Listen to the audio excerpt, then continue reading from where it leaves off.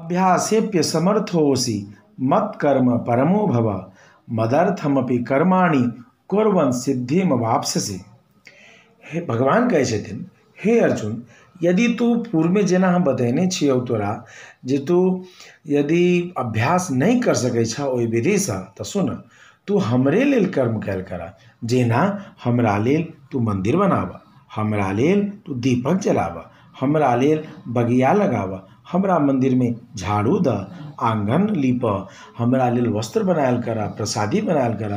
यही प्रकार से हमरा निमित्त सब काज कैल करा। यदि यही प्रकार से भी तू जीवन जीव के लेल परायण होब, यही प्रकार हमरा निमित्त कर्म सबके करता हूँ, हमर प्राप्ति रूप सिद्धि के अवश्यमेव तू प्राप्त करबा। यही प्रकार से मिथिला में मैथिली भाषा में श्रीमद् भगवत गीता के टीका सुनऽ के लेल अहाँ एहि वीडियो के